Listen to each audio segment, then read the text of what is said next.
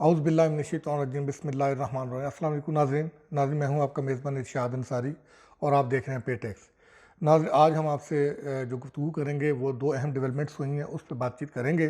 वो यकीनी तौर पर जो है वो मुल्की मईशत के तनाज़ुर में जो है वो इंतहाई अहम डेवलपमेंट्स हैं। उसमें जो सबसे पहली डेवलपमेंट है वो तो ये है कि पाकिस्तान जो है वो तकरीबन 4 साल के अरसे के बाद जो है वो जो मनी लॉन्ड्रिंग की मॉनिटरिंग की इंटरनेशनल जो ऑर्गेनाइजेशन है और प्लेटफॉर्म है, फाइनेंशियल एक्शन टास्क फोर्स, उसकी ग्रे लिस्ट से जो है वो बाज़ाब्ता तौर पर निकल चुका है। और उसका ऐलान जो है वो फैटफ के सदर ने बाज़ाब्ता तौर पे अपनी प्रेस कॉन्फ्रेंस में किया है। और उसके बाद हमारी जो वज़ीर ममलकत बराए ख़ारजा हैं हिना रबानी खर, उसने भी जो है वो मीडिया से टॉक की है, प्रेस कॉन्फ्रेंस किया, उसमें उसकी डिटेल बताई है।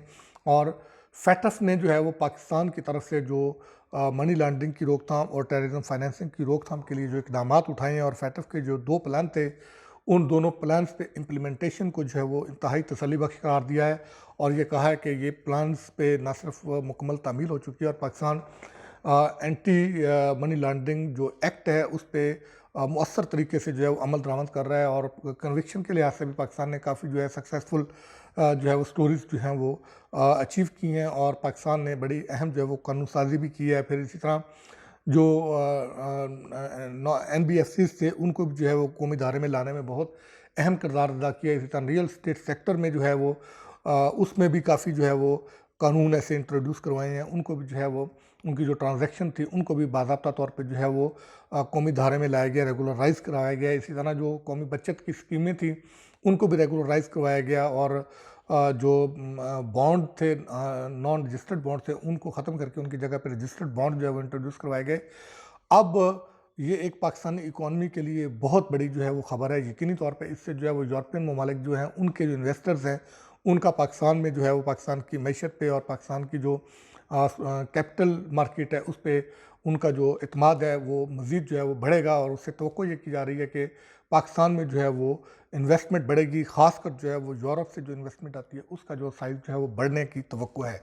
अगर वो बढ़ती है तो डेफिनेटली उसके जो मुल्की मैशत पे यकीनी तौर पे अच्छे जो है वो असरात मुरतब होंगे। और दूसरी जो बड़ी ख़बर है वो ये है कि एशियाई तरक्याती बैंक ने पाकिस्तान के लिए जो है वो $1.5 अरब की बजटरी सपोर्ट जो है ये मंजूर की है। ये भी एक बड़ी ख़बर है और इसके भी डेफिनेटली मुल्क की इकॉनमी पे जो है वो अच्छे असरात मुरतब होंगे। और मुल्क पाकिस्तान को जो अपनी बजट की फाइनेंसिंग है, जो डेफिसिट चल रहा था, उसको जो है वो कम करने में काफ़ी मदद मिलेगी। उस पे पाकिस्तान के रिज़र्व भी जो है वो बेहतर होंगे, रूपी पे प्रेशर भी कम होगा। और इसी तरह हमारा जो इन्फ्लेशन है उसको भी जो है वो कम करने में मदद मिलेगी। और इसके साथ साथ हमारी जो इकॉनमी को के जो नेगेटिव सिग्नल जा रहे थे वो नेगेटिव सिग्नल जो है उसको किसी हद तक रिमूव करने में मदद मिलेगी।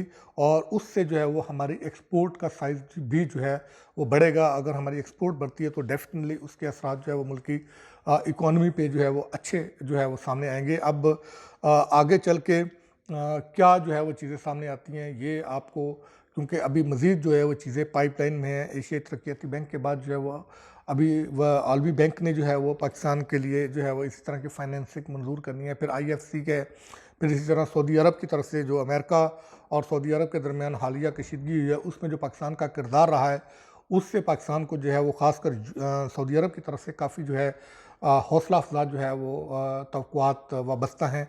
और सऊदी की तरफ से जो ऐलानात किए गए हैं वो भी काफ़ी हौसला अफजा हैं। और सऊदी अरब के साथ हमारी डेफर पेमेंट पे जो हमारा ऑयल था वो अगर एक्सपेडाइट हो जाता है और इसी तरह हमें कुछ और मज़ीद कुशन मिल जाता है तो उससे भी इकॉनमी पे अच्छे असरात जो है वो पड़ेंगे।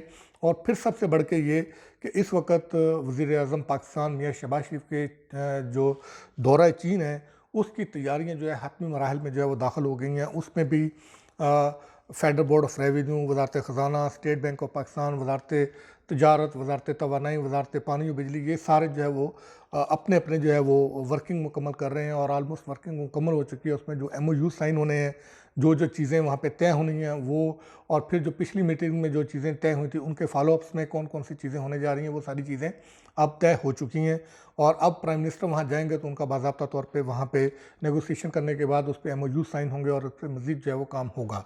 और इसमें दौरा चीन में भी जो एक बहुत बड़ी जो डेवलपमेंट मतवक्के है वो ये है कि चाइना के साथ जो हमने लोन लिए हुए हैं उन चाइनीज़ लोन्स को जो है वो रीशेड्यूल करवाने की बातचीत हो रही है, और अगर चाइना से लोन जो है वो रीशेड्यूल हो जाते हैं तो ये मुल्क की मईशत के लिए एक बहुत ही बड़ी जो है वो ख़बर होगी, और यकीनी तौर पे इससे जो है वो मुल्क की मईशत जो है वो उसके जो ख़ासकर मैक्रो इकनॉमिक के जो इंडिकेटर्स हैं उस पे जो है वो इसका पॉजिटिव इम्पैक्ट आएगा, और मईशत जो है वो उसकी जो बहाली है उसमें तेज़ी आएगी। और फिर इसके साथ साथ जो हमारी सैलाब की तबाहकारियाँ हैं उस पे हमारी तो अभी तक नीड असेसमेंट स्टडी उस तरीके से मुकम्मल नहीं हुई है। अलबत्ता जो वर्ल्ड बैंक और एडीबी और दूसरे जो 4 जो डोनर्स थे उस पे मुश्तमिल अक़वाम मुत्तहिदा ने जो एक कमेटी बनाई थी, उस कमेटी को जो रिपोर्ट पेश की है उसने इंटरनेशनली अब इस नुकसानात को जो है वो रिकग्नाइज़ किया गया है। उनका ये कहना है कि $30 अरब से ज़्यादा का जो है वो पाकिस्तान का नुकसान हुआ है।